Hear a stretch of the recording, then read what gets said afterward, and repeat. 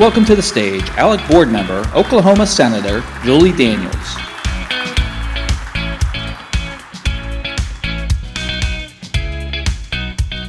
Thank you, Senator Santorum, for those remarks. My state of Oklahoma has also passed multiple resolutions calling for an Article 5 convention, and I know several of our current and former ALEC members are very engaged in that movement.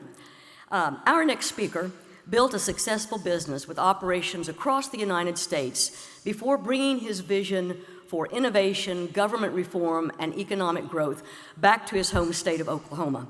Thanks to his leadership, our state currently ranks high in ALEC reports on economic freedom, outlook, and performance. Celebrating the vast diversity of our state and proud of his own Native American heritage, it's my distinct honor to introduce you to my governor from this great state of Oklahoma, the Honorable Kevin Stitt.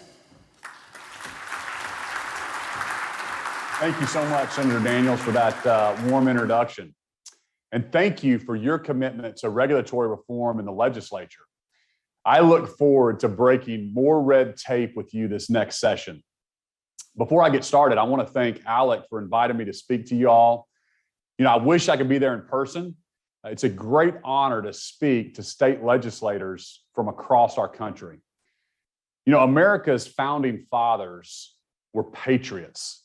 They stepped away from their careers and sacrificed their lives for our republic and our freedoms.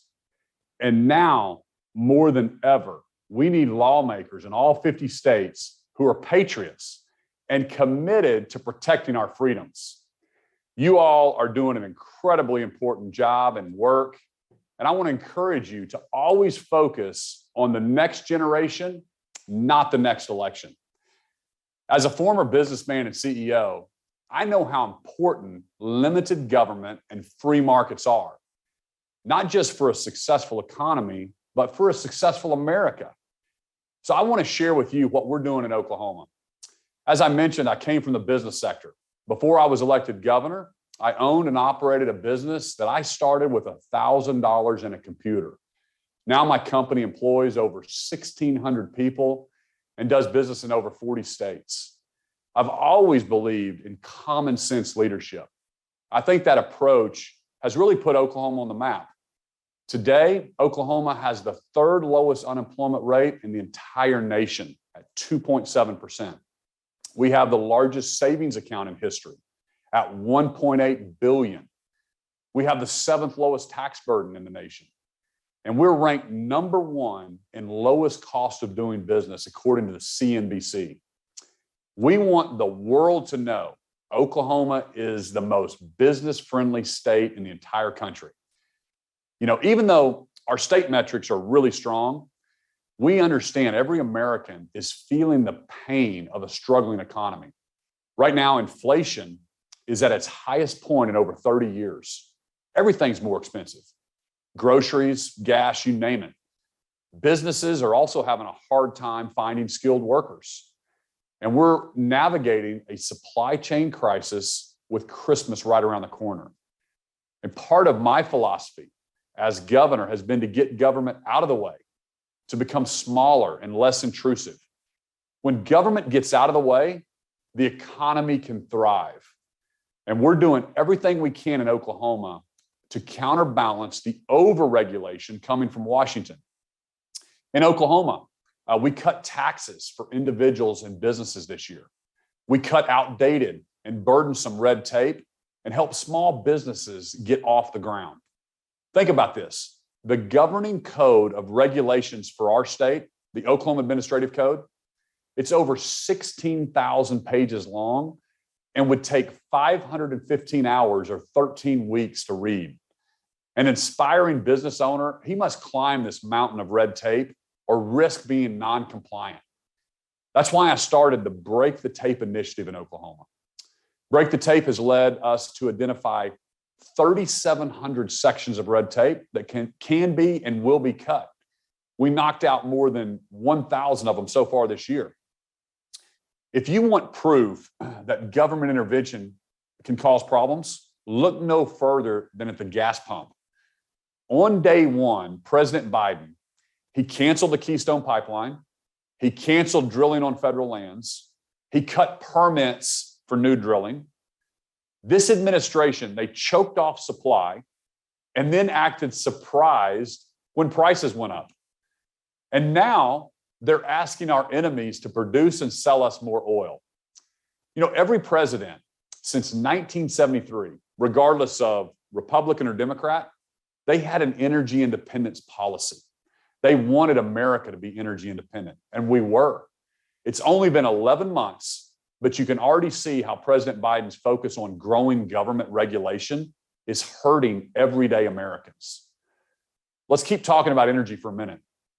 But I want to show you what we're doing in Oklahoma without heavy government regulations. I'm a fourth generation Oklahoman. We take great pride in our oil and gas industry. We have for generations. Oil was first discovered in Oklahoma back in 1897. Today, 124 years later, we're ranked sixth in the nation for oil production and number 4 for gas. At the same time, we've embraced an all of the above approach to energy. We're one of only 4 states in the US to get more than 40% of our power from renewables. In fact, Oklahoma ranks second for the most wind energy production in the entire country. Our unique mix of natural gas and renewables has yielded remarkable environmental results. And we've done it without the heavy hand of federal government regulations. Oklahoma has reduced its carbon dioxide emissions from the power sector by 3 times the national average. We've also cut our emissions 35% from the 2005 benchmark used by the Biden administration, while the national average is just 12%. We've done this while remaining the most affordable energy in the country for 9 out of the last 11 quarters. So Oklahoma has the cleanest and most affordable energy in the entire country. And you know what? That's a huge advantage in recruiting jobs. Another booming industry is our aerospace and defense industry. Aerospace is Oklahoma's second largest industry. It employs more than 120,000 people across about 1,100 companies. This session, we passed tax credits for engineers in the aerospace and defense industry. We also got rid of sales taxes for manufacturing. In the past 3 years alone, 31 aerospace companies have moved to or expanded their operations in Oklahoma, and that's created over 4,400 new aerospace jobs. And that industry, aerospace and defense, have a $44 billion economic impact on Oklahoma's economy. And the best part is we are just getting started with that industry. Cybersecurity is also rapidly expanding in our state. In fact, cybersecurity jobs are projected to be the 6th fastest growing industry over the next 10 years at roughly 33%. This industry is critically important. I was just in Washington, D.C. a few weeks ago. I met with the Pentagon, Frank Kendall, the Secretary of Air Force.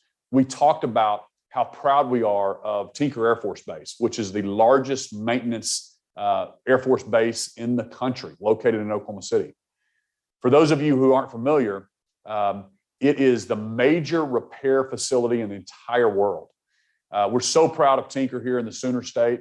So I was thrilled when the Secretary told me the Air Force wants to do even more at Tinker. But you know what he said? He said, "Governor, I need you to get more software engineers." I told him I accepted that challenge. I know we can't expand without a growing workforce. I'm constantly looking for ways to meet that challenge. You know, universities across our state, they've been great partners in that effort. We have some of the top aerospace and defense education and research institutes in the entire country, from the University of Tulsa's new School of Cyber Studies to Oklahoma State's Aerospace Institute for Research and Education, to OU's College of Aerospace and Mechanical Engineering. Oklahoma is also home to the first university in the nation with a PhD program focused on designing unmanned systems. These training programs serve as a pathway for people to join our growing aerospace workforce. Workforce development is critical for any state or any nation who wants to recruit more companies. That's one of the reasons why I worked with our Secretary of Commerce and Workforce Development, Scott Mueller, to create what we call the ACES programs. And that stands for Aerospace, Commerce, Economic Services. Their mission is to recruit companies to Oklahoma that help us align with the future of aerospace. Right now, ACES has over 30 expansion projects in the pipeline. Those would add an estimated 5,500 new jobs and $607 million in capital investment to our state. You know, when the government and the private sector are aligned, I truly believe we can accomplish great things. And before I close, a few final thoughts. You know, I believe the progress in Oklahoma is because of our common sense leadership and our value of individual freedoms. The freedoms that we enjoy here in America, they're unique. We have the freedom of speech, the freedom of religion. Our founders uniquely understood that religious liberties are the key to all other liberties. Not every country has that. And to me, freedom, I love this definition. Actually, Ronald Reagan used it. His favorite definition of freedom is the ability to say no. And today, it's more important than ever that we preserve our freedom. If we do not protect individual liberty above all else, we lose the unique opportunity we have in America where every citizen has the chance to succeed. I want to be very clear. We're living in a time when some leaders think it's perfectly reasonable, maybe even admirable, to sacrifice our freedoms for something else, whether that's public safety, majority viewpoint. Let me ask you this. If the majority of the people think one way, is it okay to force everyone to think that way? How about public health? You know, this is deeply troubling to me. Today, you might find yourself agreeing with or not even really caring about a few extra mandates, but tomorrow you may disagree. And I believe our Constitution protects the minority's viewpoint and their freedoms to choose what life and liberty means to them. George Orwell wrote, "If liberty means anything at all, it means the right to tell people what they don't want to hear." Oxford defines liberty as this: the state of being free within society from oppressive restrictions imposed by authority on one's way of life, behavior, or political views. You know, I don't think there is nothing more precious or more fragile than our freedom. And as governor, I will do everything I can to protect our way of life and our freedoms in the state of Oklahoma. And I know you're doing that in your states as well. Again, I want to thank ALEC for inviting me to speak and for all your work to encourage limited government and protect the taxpayers. With that, thanks again, and I'll turn it over to ALEC National Chairman, Utah Senate President, J. Stewart Adams.